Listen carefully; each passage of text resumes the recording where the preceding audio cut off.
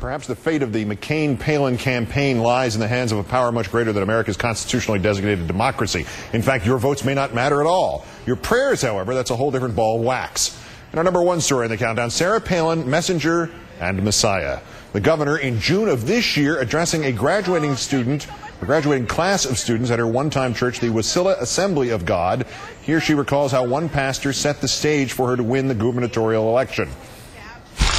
He's praying, Lord, make a way, Lord, make a way. And I'm thinking, this guy is really bold. He doesn't even know what I'm going to do. He doesn't know what my plans are. And he's praying not, oh, Lord, if it be your will, may she become governor or whatever. No, he just prayed for it. He said, Lord, make a way and let her do this next step. Just like voters in the presidential election. This begs the question, of course, why bother? If you want to get something done, ask the Lord. He or she probably doesn't have much else to worry about besides oil pipelines. I think God's will has to be done in unifying people and companies to get that gas line built. So pray for that. Meanwhile, for the past 6 years, Ms. Palin has been praying at the Wasilla Bible Church, which is now my mic now open? Yeah, for the last 6 years, Ms. Palin has been praying at the Wasilla Bible Church, which is now promoting a seminar that will turn, it says, gay people into straight people. According to the brochure, you'll be encouraged by the power of God's love and his desire to transform the lives of those impacted by homosexuality. Oh, no, I'm not going to say it. For the record, the governor has not made any public statement about the Pray Away the Gay movement, nor yet about the report tonight from the former pastor there and a fellow parishioner that worshipers not only believe in the rapture and that Governor Palin has spoken of Alaska as being a refuge for that supposed lifting up of those true believers, but also that they speak in tongues, in other words, in words or sounds neither they nor anybody else understand. Kind of like Fox News. I'm joined now by Rachel Maddow, or should I say I'm joining Rachel Maddow. We are here on the new set. Well, all right. It's the set of your new show in anticipation of the debut of her conveniently titled NewsHour, The Rachel Maddow Show. Hi, Keith. How are you? Thank you for coming over here. It's nice to see you. It's near my office. Should we be terrified? You know, I think that a lot of people's religious beliefs seem terrifying or creepy or unknowable or whatever from outside the faith. That's why our founding fathers had this brilliant idea to say that government can't interfere in religion. Because when you're looking at somebody else's religion from outside, it often seems alarming. What Sarah Palin believes religiously isn't really any of our business.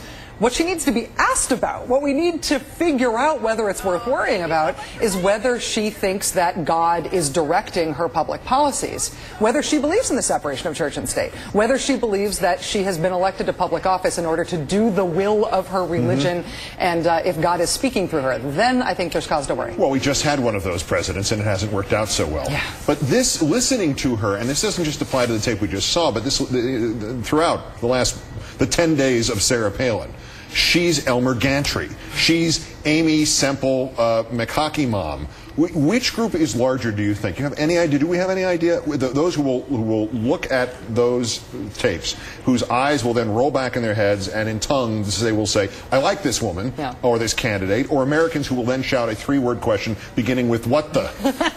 Well, we are one of the most religious countries in the world in terms of the privately held religious beliefs of our citizens. But we are also not that psyched about extremism. Extremism of any kind, particularly religious extremism, particularly in this world. So I think having faith is seen as a nice thing to know about a person who's running for office. Of course, there's no religious test for office, but Americans think that says something nice about your character and what kind of person you are. But if you believe that God is directing troop movements in Fallujah, I think that Americans, by and large, will react with the what the reaction rather than the neato reaction to that. Is it not safe to say, and I mean absolutely no disrespect to the belief in God, in fact it's quite to the contrary, some of these things that are addressed to her deity, doesn't he, she, or it have better things to do? And if God really is working on this stuff, wouldn't God be better at it than God has apparently been? I mean, if God prefers Sarah Palin's specific Alaska pipeline idea, why hasn't construction started? Do you think that God could just like zip, you know? That's the theory, anyway. Yeah. Now, here's an interesting thing from this church. What about this converting gay people into heterosexuals? Where does that actually stand on the list of good idea, bad idea in the public persona at this point, in this advanced stage of our civilization? I think that being gay may be caused by any number of different things. Okay. I can pretty much assure you that not praying enough isn't one of the things that causes the gay. I feel like, nobody's a total authority on the subject, but I don't think that's what does it. When you say that you can pray away the gay, what that does is it terrorizes gay people, and it makes people who hate gay people feel better about hating gay people, because really all they're doing is hoping for this salvation, which could be so easily achieved by just the right titrated amount of prayer. I don't know if you try to pray away the gay and you pray too much, what becomes of you after that.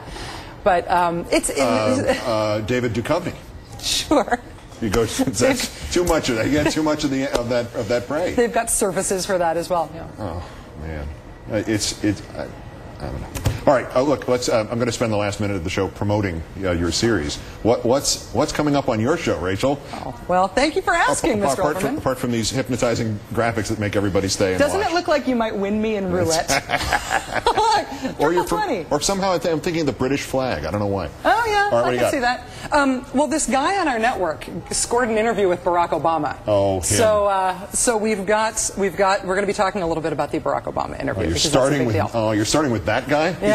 He's won way too much. We've also got some weird news tying T-ball. Yesterday was the 7th and final T-ball game of the Bush administration, tying T-ball to the Iraq War and some of the unfinished business between the Bush administration and the Pentagon. This is the Joint Chiefs of Staff T-ball league, right? That's right. Yeah, okay, they needed a third base coach. They knew where to look. We've got Bishop T.D. Jakes, who is a megachurch pastor, going to be joining us to talk about some of these issues about Sarah Palin's religiosity in government. And I think that the Democrats are leaving some low-hanging fruit on the vine in terms of electoral opportunities. We're going to be talking about them screwing up in Congress. There's a lot to get to. And then what are you going to do tomorrow night and the rest of the year and then the year after that? What are you going to do? Have you thought about that at all? Okay, no answer to that question. No. Our own Rachel Maddow, host of the Rachel Maddow Show on MSNBC. Great, thanks. Thanks, Keith. Why is she running away? That's countdown for this, the 1,958th day since the declaration of mission accomplished in Iraq.